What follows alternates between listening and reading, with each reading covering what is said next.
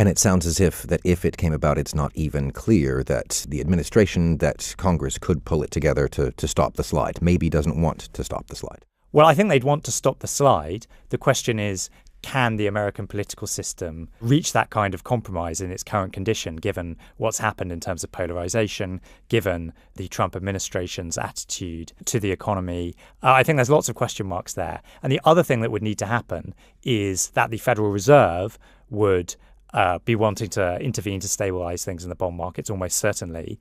But it's one thing to do that in the global financial crisis when there's no real inflationary danger.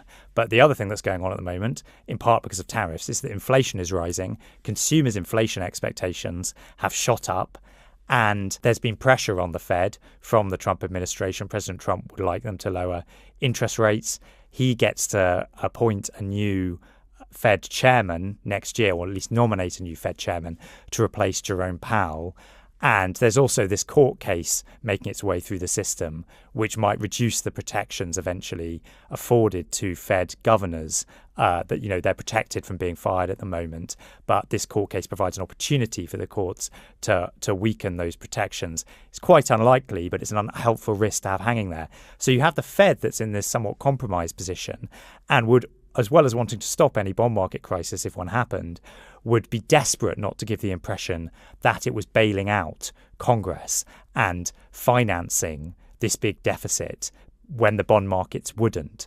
So it would not be, I think, fully able to calm global financial markets in the way it normally would until Congress had righted the fiscal ship, which, as I say, might be politically difficult.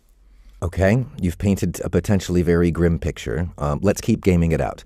Suppose then the run on the dollar happens, the dollar stops being the world's reserve currency. What could take its place? Who are the contenders for a replacement, or are there any? Well, the really interesting thing is that over the past few decades, when people have debated this, the question has always been, will the Chinese RMB displace the dollar as the world's reserve currency? That's the question people like to entertain.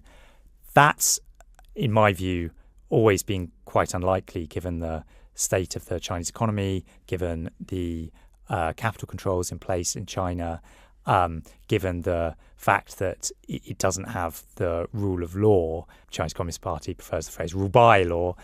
So it does not have the confidence of investors or the legal setup necessary to take over reserve currency status, and it's embroiled in the trade war. It's taking a big blow from these tariffs.